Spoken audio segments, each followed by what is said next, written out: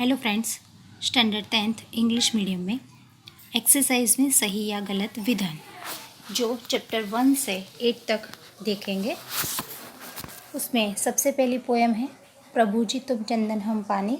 उसके 5 सेंटेंस दिए गए हैं, जिसमें से पहला है सोने में पीला रंग मिलाया जाता है, जो बिल्कुल गलत है क्योंकि सोना जो पीला ही होता है उसमें पीली रंग को मिलाने की ज़रूरत होती नहीं है, इसलिए पहला सेंटेंस गलत है। भक्त बाती बनकर जलना चाहता है ये विधान सही है क्योंकि भक्त यानी कि खुद कवि ने बाती बनकर प्रभु के साथ जलना चाहा है, तो ये सही विधान है। तीसरा, रैदास भगवान के एकनिष्ठ भक्त है, ये भी सही विधान है। बादल को देखकर मोर मस्ती में आकर नाचने लगता है, ये भी सही विधान है क्योंकि अलग अलग उदाहरणों के द्वारा रैदास जी ने अपनी अनन्य भक्ति को बताया है। उसमें मोर और बादल भी एक दूसरे के प्रेरक बनकर या एक दूसरे को कंपेयर करके अपनी अनन्य भक्ति बताई है, इसलिए ये विधान भी सही है।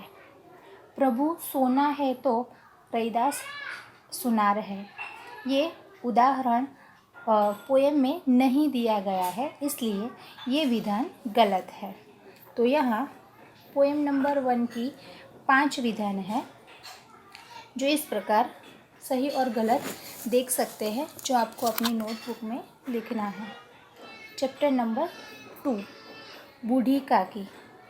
बूढ़ी काकी की स्टोरी भी आपको मालूम है। बहुत ही सुंदर तरीके से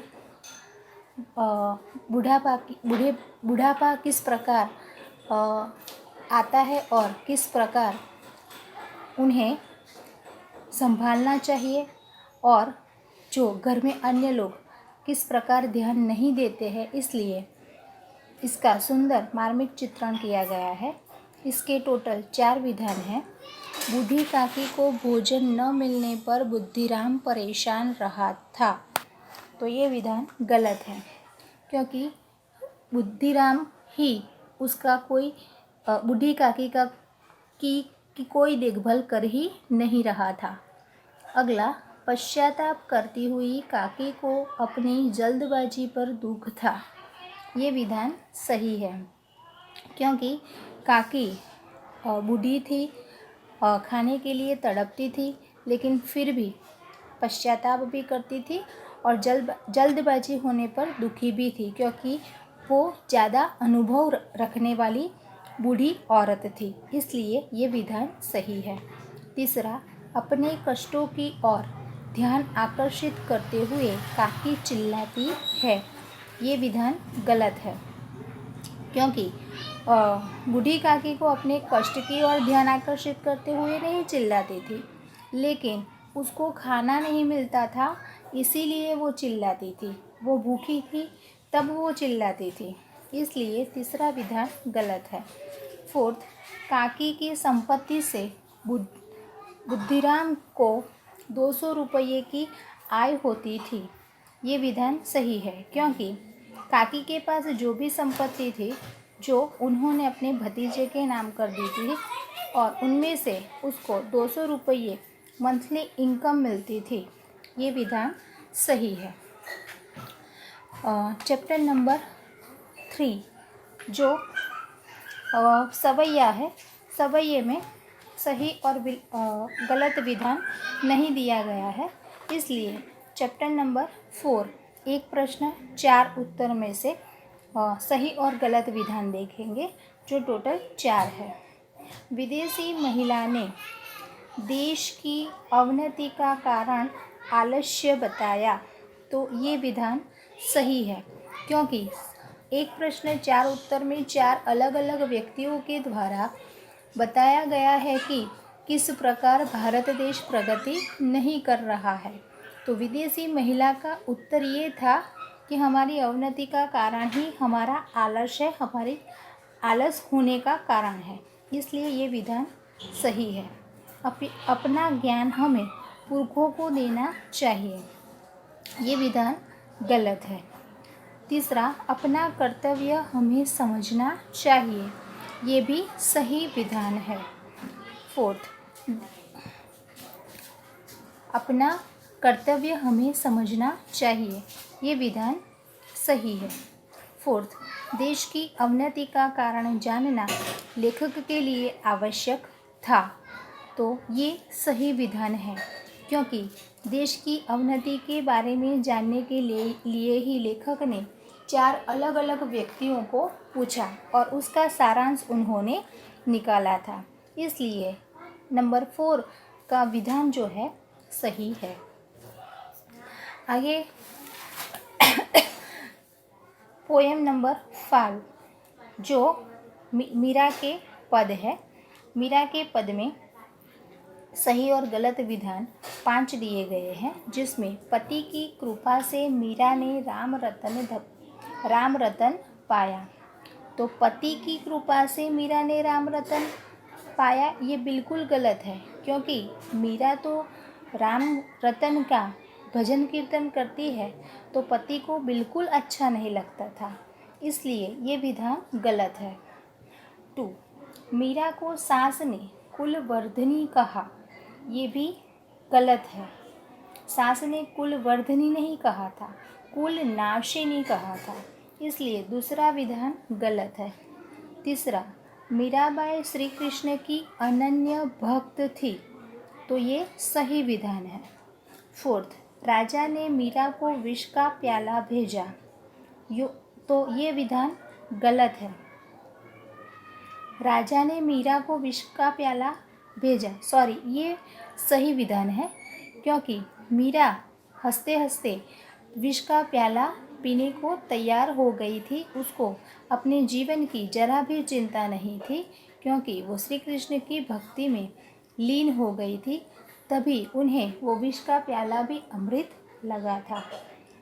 अगला, साधु संतों के साथ बैठकर मीरा ने लोक लाज खोई, तो ये विधान सही है, क्योंकि मीरा एक राजा की पत्नी थी और जब साधु संतों के साथ वो भजन कीर्तन करने बैठती है तो उनकी कुल मर्यादा को ठेस पहुंचती है और लोक लाज खो बैठती है, तो ये विधान सही है।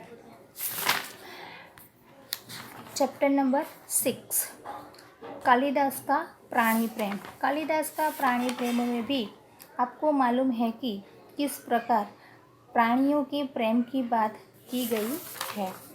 उसमें टोटल 5 विधान है, जिसमें देखा जाए तो दंतुल रक्त बिंदुओं का अनुसरण करके कालिदास तक पहुंचा था, तो ये विधान सही है।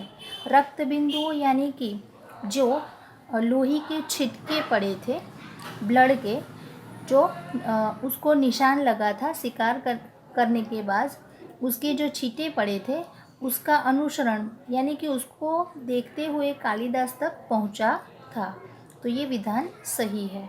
उज्जैनी की राज्यसभा का प्रत्येक व्यक्ति कालिदास को नाट्य संहार के लिए जानते हैं, ये विधान गलत है।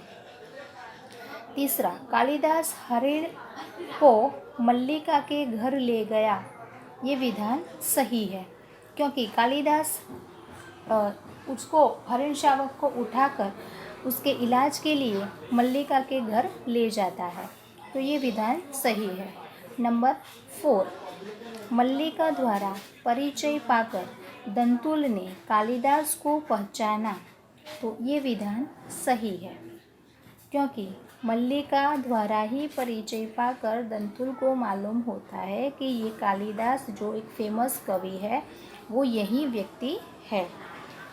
5, कालिदास को दंतुल के बल की चिंता नहीं थी, ये विधान गलत है, क्योंकि कालिदास एक प्राणी प्रेमी थे और दंतुल एक राजपुरुष ऐसा था जो शिकार करने का शौक रखता था और उसको अपने बल पर उसको लेना था, लेकिन कालिदास अपने प्राणी प्रेम की वजह से उन्हें नहीं देते हैं। तो इस प्रकार चैप्टर 6 के 5 सेंटेंस है। पोएम नंबर 7 उसमें नहीं दिए गए हैं सही और गलत विधान। तो चैप्टर नंबर 8 में देखेंगे, सुधा मूर्ति ने टेल्को कंपनी के सर्वोच्च अधिकारी को सूचित किया कि महिला उम्मीदवार आवेदन न भेजे, यह बात एक प्रकार का अन्याय है। तो ये चैप्टर के स्टार्टिंग में ही दिया गया है, जो बिल्कुल सही विधान है। बिहार सरकार ने सुधा मूर्ति को मिलेनियम महिला शिरोमणि पुरस्कार दिया, ये गलत विधान है। विज्ञापन से अमीर गरीब का भेदभाव स्पष्ट होता है, तो ये गलत विधान है, क्योंकि विज्ञापन के द्वारा अमीर और गरीब का भेदभाव स्पष्ट नहीं किया जाता, तो ये विधान गलत है। 4th, साक्षात्कार के लिए सुधा कुलकर्णी को कोलकाता बुलाया गया, तो ये विधान गलत है।